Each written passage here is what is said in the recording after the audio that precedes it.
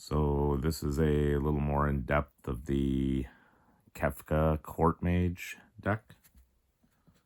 So we've got Kefka and Court Mage. Whenever Kefka enters or attacks, each player discards a card. Then you draw a card for each card type among cards discarded this way.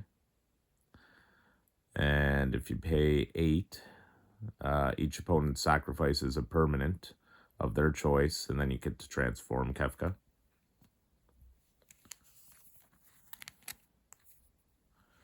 And we've got Kefka, Ruler of Ruin.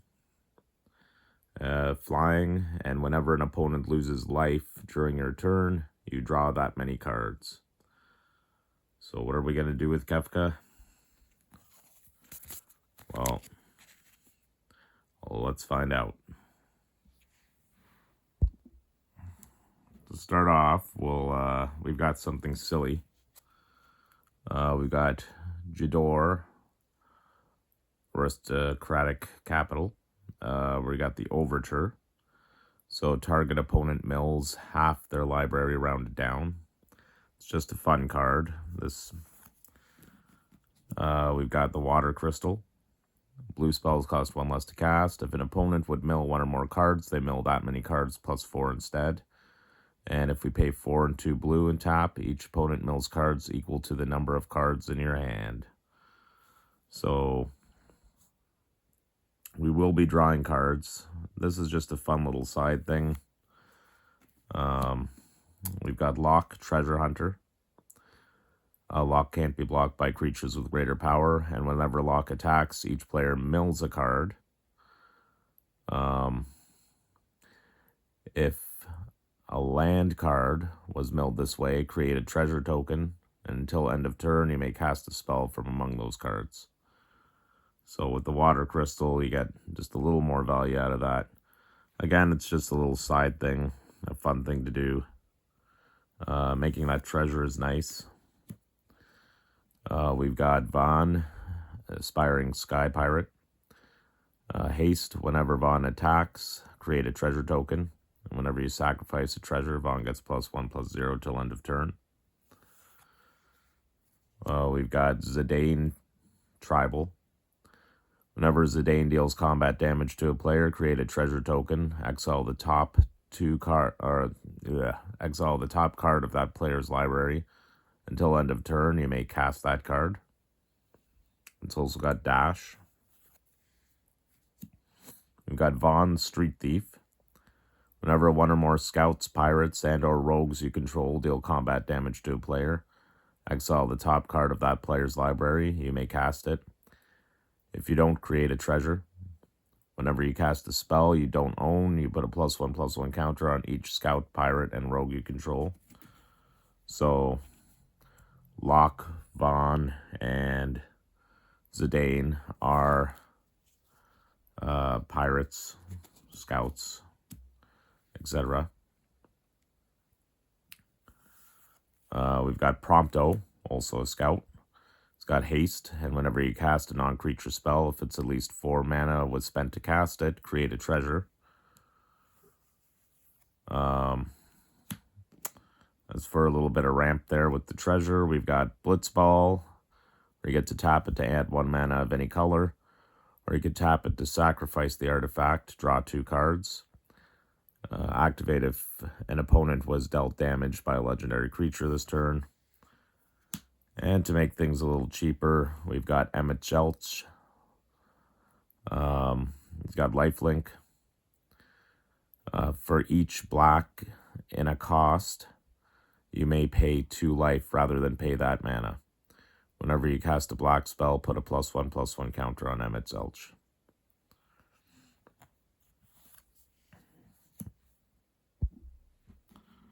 So one of the main parts in our Kefka deck here, or in my Kefka deck here, is we're going to be filling our grave and drawing cards. We've got Random Encounter, sorcery. Mainly because it's a fun card, but you shuffle your library, then mill 4 cards. So we get to throw 4 cards into our grave. Put each creature card milled this way onto the battlefield. They gain haste. At the beginning of the next end step, return those creatures to their owner's hands. And it's got flashback. We've got Laughing Mad. So as an additional cost to cast a spell, you discard a card, and you get to draw 2 cards. It also has flashback. We've got Barren Rivalry. As an additional cost to cast a spell, you sack an artifact or creature. Then you get to draw 2 cards and create a treasure token. We've got Snort. Each player may discard their hand and draw 5 cards. Then Snort deals 5 damage to each opponent who discarded their hand this way. It also has flashback. For the most part, we won't be using flashback too much until maybe later on, because we have spells that'll bring or let us recast things from our grave. A couple of spells. We got Memories Returning. Reveal the top 5 cards of your library. Put one of them into your hand, then choose an opponent. They put one on the bottom of your library. You put one in your hand. They put one at the bottom of your library. Put one into your hand. It's got flashback as well. We've got A Promise Fulfilled. Some would like card drawing, but you exile the top 2 cards of your library. Until the end of your next turn, you may play those cards. We've also got Opera Love Song. It's kind of similar. You get to exile the top 2 cards of your library. You may play those cards until your next end step. Or you can choose 1 or 2 target creatures, each get +2/+0 till end of turn. For the Midgar City of Mako, we have Reactor Raid. You can sack an artifact or creature, and if you do, you draw 2 cards. We've also got Jet, Reluctant Guardian. It's got Menace. Whenever Jet deals combat damage to a player, you may exile it, return it to the battlefield transformed. So on the back side, we have, for the first 2 chapters, each opponent discards a card and you draw a card. And for the last one, each opponent sacrifices 2 creatures of their choice. So pretty good both ways. You get that card draw there. This one's kind of random and chaotic, but it's Yumaro, Raging Yeti. It's got Trample. At the beginning of combat on your turn, choose one at random. Other creatures you control get +3/+0 and gain Trample till end of turn. The big one is discard your hand, then draw 4 cards. And he deals 5 damage to any target. So you can't really go wrong any way you look at it. We've got Seymour Flux. At the beginning of your upkeep, you may pay a life. If you do, draw a card and put a +1 counter on Seymour. We've got Lock Cole. He's got Death Touch, Lifelink. Whenever Lock Cole deals combat damage to a player, you draw a card, then discard a card. So again, going through our library. We've got the Shadow Lord. So whenever a creature deals combat damage to one of your opponents, its controller may pay 1 life. If they do, draw a card. If you pay 4 and 3 black, discard X cards, exile the top X cards of target opponent's library. So it's kind of like milling. You may play lands and cast spells from among cards exiled this way without paying their mana costs. That's pretty sweet. We've got Ultimecia, Temporal Threat. So there are 2 things going on here. If you got some creatures out, when she enters, tap all creatures your opponents control, so you can get in some damage. But also, whenever a creature you control deals combat damage to a player, draw a card, which is what we want to do. We've also got Ardain. It's got Death Touch. Boast, 1 and a black. Target player searches their library for a card, then shuffles and puts that card on top. There's a couple of cards we can search for if we'd like. And of course, Stay With Me, or Ristic Study. Whenever an opponent casts a spell, you may draw a card unless that player pays 1. So this will hopefully draw you quite a few cards as well. Kefka will also allow us to draw quite a few cards, as we saw, but that's if people allow him to stay on the board. We've also got Ultimecia, Time Sorceress. So when she enters or attacks, you get to survey 2. So again, we can start throwing stuff into her grave. At the beginning of your end step, you may pay 4, 2 blue, and 2 black, and exile 8 cards from your grave. If you do, you can transform her, and she becomes a 7/7 with Menace, and when this creature transforms, take an extra turn after this one.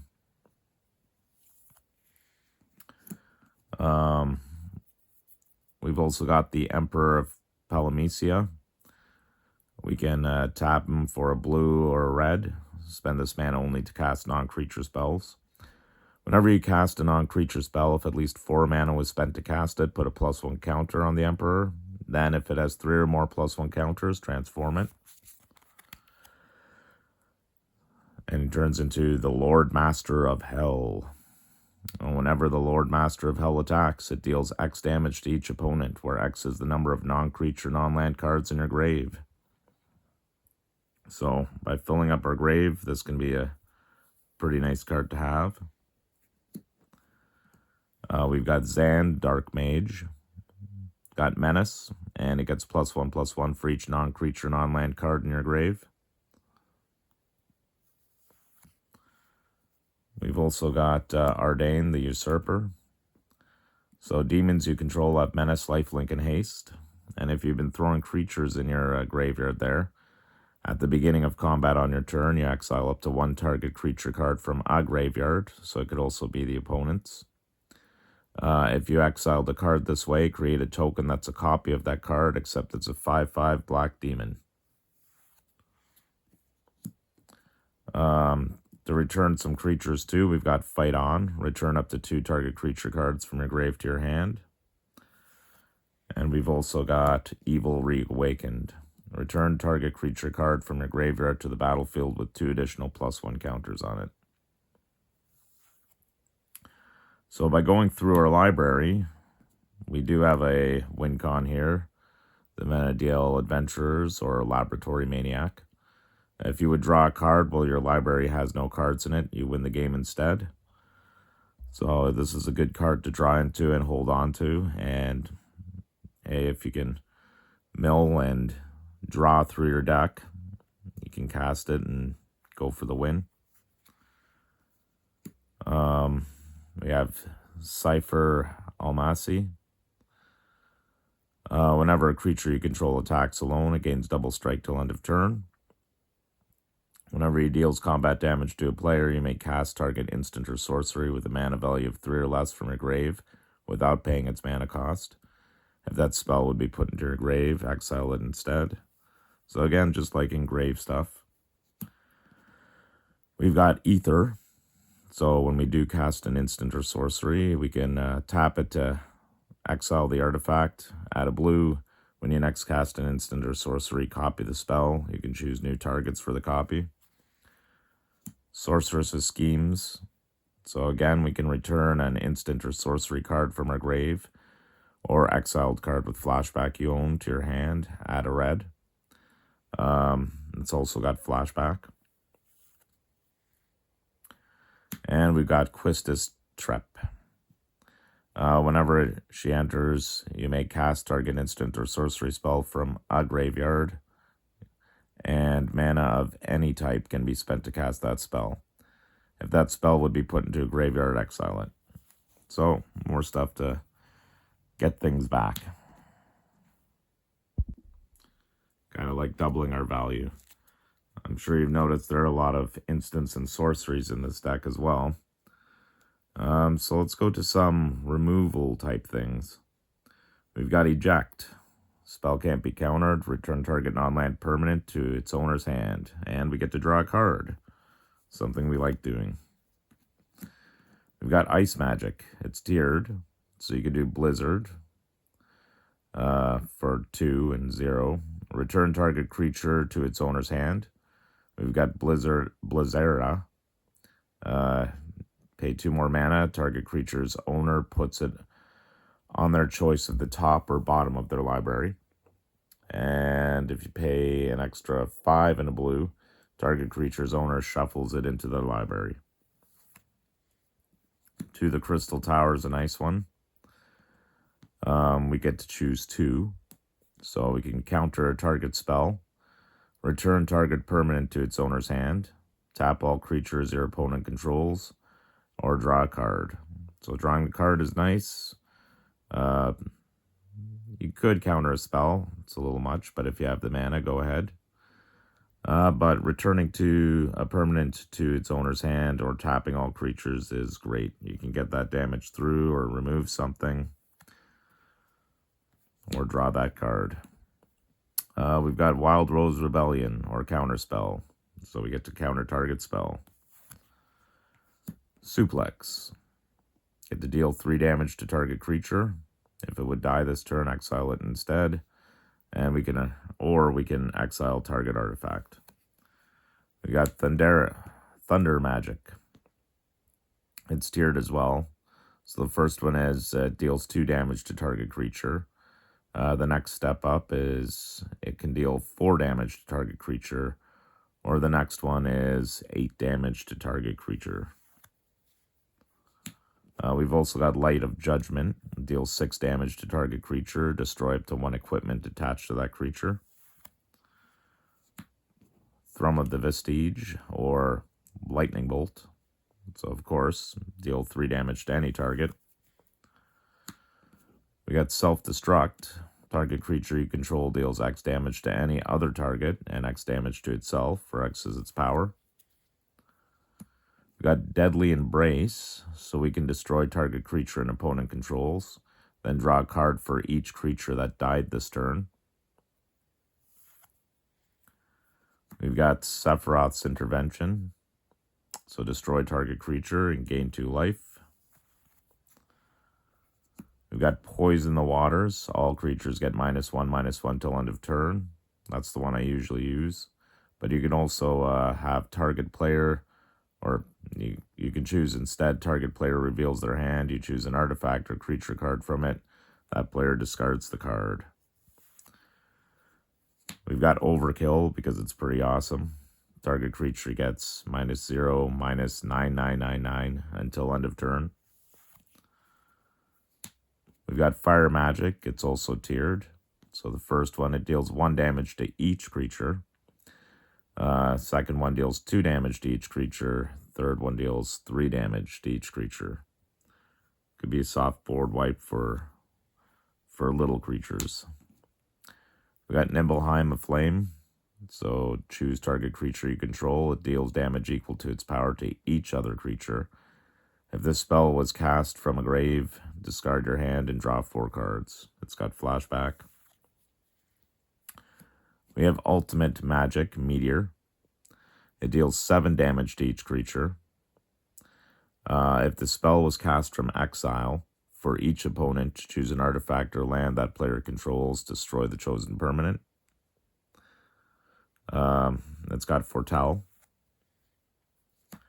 More ways to destroy creatures. We've got Side Quest, Hunt the Mark. When this enchantment enters, you get to destroy 1 target creature. And at the beginning of your end step, if a creature died under an opponent's control this turn, create a treasure. So we get to a little more ramp there.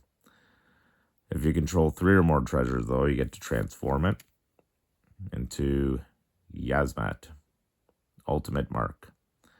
If you pay 1 in a black, sack another creature or artifact. It gains indestructible till end of turn.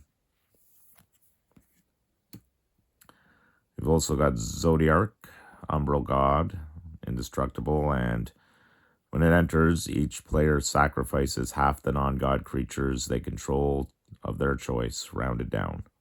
Whenever a player sacrifices another creature, put a +1/+1 counter on him. We've also got Sephiroth, Planet's Heir. He's got Vigilance. When he enters, creatures your opponents control get -2/-2 till end of turn. That's another soft, possible board wipe. Whenever a creature an opponent controls dies, you get to put a +1/+1 counter on Sephiroth. So a nice little bonus there as well.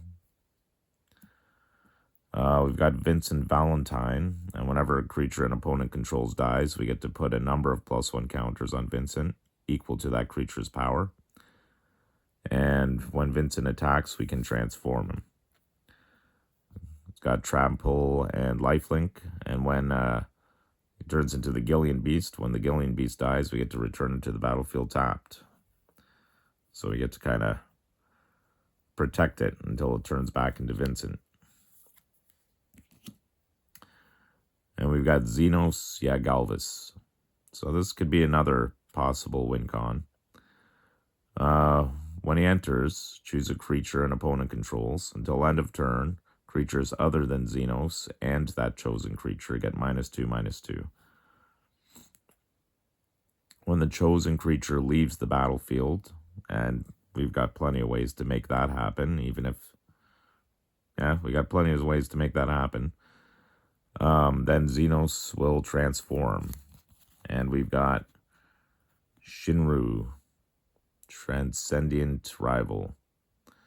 It's got flying, and as this creature transforms into Shinru, choose an opponent. When the chosen player loses the game, you win the game. So you can even save this till players are pretty close to being knocked out. And if you can anticipate a particular player, hopefully not yourself, then you can raise the chance of winning the game by taking that player out. So for the last little bit here, we've got the Darkness Crystal. Black spells cost 1 less to cast. If a non-token creature an opponent controls would die, instead exile it and you gain 2 life. So we did have a lot of ways to remove creatures there, so we can kind of feed into the Darkness Crystal. If we pay 4 and 2 black and tap it, put target creature card exiled with the Darkness Crystal onto the battlefield tapped under your control with 2 additional +1 counters on it. So we've seen a lot of instants and sorceries. And we've got a little black mage action going on here. So we got Transpose. So we get draw a card, discard a card, something we'd like to do to get that Laboratory Maniac to go off. You lose 1 life. If this spell was cast from your hand, create a 0/1 black wizard creature token with whenever you cast a non-creature spell, this token deals 1 damage to each opponent. It's also got Rebound. We've got Circle of Power. Draw 2 cards, and you lose 2 life. So we're going to create a 0/1 black wizard creature token with whenever you cast a non-creature spell, it deals 1 damage to each opponent. Wizards you control get +1/+0 and gain lifelink till end of turn.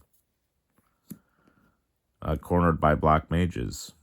So target opponent sacks a creature of their choice. And again, you're creating a 0/1 black wizard that cares about non-creature spells, pinging your opponents. We've got Lindblom, the Mage Siege. So we got that instant adventure to create a 0/1 black wizard creature token. That way, every time we cast our non-creature spells there, we can do ping damage to everybody on the field. We have Queen Brawn. She has prowess, and whenever she attacks, create a 0/1 black wizard creature token. We've also got Black Waltz number 3, flying and death touch. And whenever you cast a non-creature spell, Black Waltz number 3 deals 2 damage to each opponent. And Black Waltz is a wizard. I'm sure some people know what I'm getting at here. We've got Vivi. Vivi, everybody loves Vivi. But in this, he's good for, for 0, add X mana in any combination of blue and or red, where X is his power. Only activate once during your turn. Whenever you cast a non-creature spell, put a +1/+1 counter on VV and it deals 1 damage to each opponent. So, again, a wizard does what wizards do, but it'll boost himself up. And of course, we've got Kuja, Genome Sorcerer.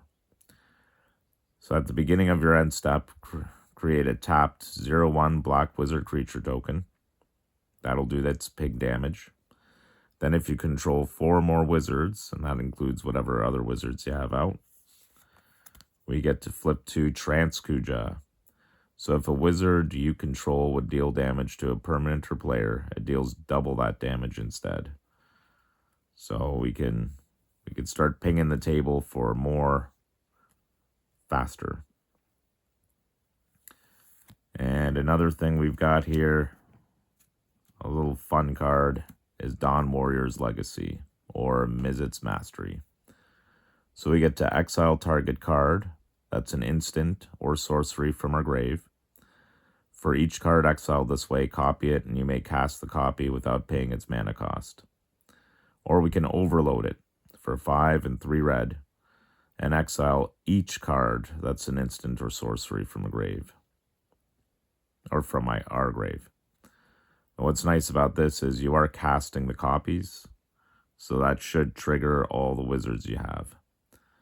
But the important thing is stacking the spells, so that, because we've got quite a few spells that will destroy our creatures as well as the opponents.